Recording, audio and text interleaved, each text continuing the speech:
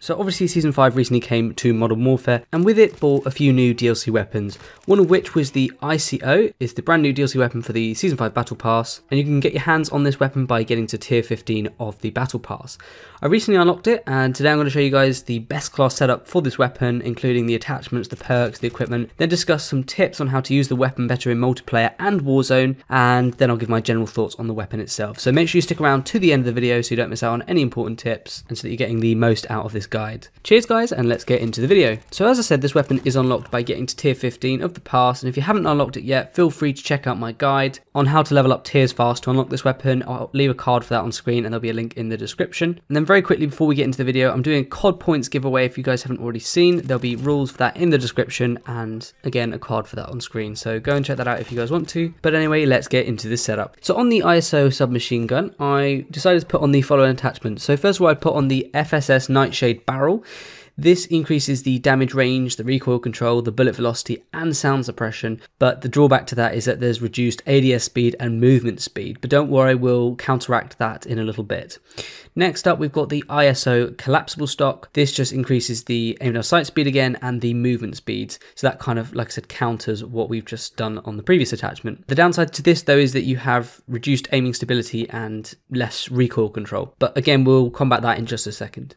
So following on from this, we've got the F-Tac Elite ISO grip, which is obviously the rear grip of the weapon, and this increases the ADS speed and the sprint to fire speed, but the drawback to that is that you have reduced aiming stability. Now if you guys actually get this weapon, you'll probably notice that you go through ammo incredibly quickly, so I recommend putting on the 50 round drum magazines. These obviously increase the magazine ammo capacity up to 50 rounds, but the drawback is that you have reduced ADS speed and movement speed. So you're slightly less mobile with the weapon, but it is still worth it because you really need more ammo. And then finally, we've got the Ranger foregrip, which increases the recoil control and aiming stability, but the consequence of this is you have aim walking movement speed reduced and also a reduced ADS speed. Now you'll notice that's okay because we've got a lot of attachments which are increasing that ADS speed and the movement speed, so we shouldn't need to worry about that too much. And for the secondary, it doesn't really matter too much what you go for. I put on just an RPG, but it really doesn't matter.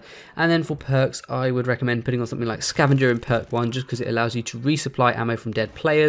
And like I said, obviously you go through a lot of ammo, so you need to be picking it back up again. In Warzone, you might want to switch this out for something like EOD, which is where you take reduced damage from non-killstreak explosives and fire, but obviously that's up to you. Now in the second perk category, I'd go for Pointsman. This allows you to earn your kill streaks through in-game score rather than getting it through kills.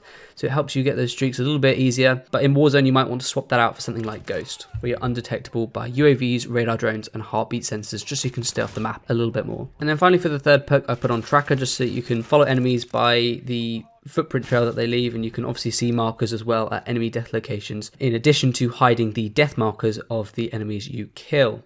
So it's quite a useful perk. Obviously we're going to be getting up and close to the enemy because it's an SMG and it's a close quarters one, so footprints are going to help just to have a better idea of where the enemies are on the map. So for equipment, I'd put on something like a C4 for lethal. Doesn't really matter too much though. And then for a tactical, I just put on stim shot because you're up close with the enemies, so you're more likely to take more damage, and obviously you need to heal more quickly so that you can get into more gunfights to kill more people rather than dying. So that's why I recommend stim shot, but again, it's up to you. For the field upgrade, I put on stopping power just to increase the damage of the bullets in the ISO, but you could put on something like the munitions box as well, just get yourself a little bit more ammo, depending on the scenario. So that's the class setup. What about the actual thoughts of the weapon and my tips for using this weapon then? Well, first of all, the gun has decent iron sight, so I wouldn't need to worry about an optic or anything like that. It's best used in the short to mid-range engagements, and it's very good, and it's got very good movement speed and ADS speed, etc. So, you know, you'll be good for up close, for, you know, getting objectives, getting kills, that kind of thing. Also, the FSS Nightshade barrel, which I put on, is great because it combines the function of a barrel and a muzzle, specifically something like a monolithic suppressor. It combines them into one attachment. So basically you're getting two attachments in one, which is really, really good. So you definitely want to be equipping that. However, it does block you from equipping a muzzle of any kind. But you don't need it because, like I say, it combines them into two. So actually you get technically a free attachment off that. So it's almost like you're having 6 attachments, which is really useful for this weapon. Now it does perform worse at longer ranges, obviously. It seems to suffer a little bit more than other SMGs in my opinion, so you may need to avoid the longer range confrontations, or alternatively if you do, maybe just burst fire, get behind cover and mount onto objects when you're trying to kill people at a further distance rather than just standing up in the open and just spraying and praying. That's just a little piece of advice for you guys. And I have to say this weapon definitely eats through ammo like crazy, so that's definitely why I'd recommend putting on the 50 round mags, and Scavenger's also really good. But try not to waste too much ammo if possible, just because otherwise this will screw you over later in the match. So if you are using ammo, make sure you do it as conservatively as possible, just so you've got more ammo later on when you're getting into the more difficult gunfights. I think it's a really enjoyable weapon for getting up and close, taking down a bunch of enemies, on objectives or in groups or wherever. So be sure to unlock it and level it up. And I'd definitely recommend, as per usual, going for the mastery camos for this weapon. And if that's the case, feel free to check out my gold, platinum, Damascus and obsidian camo playlist.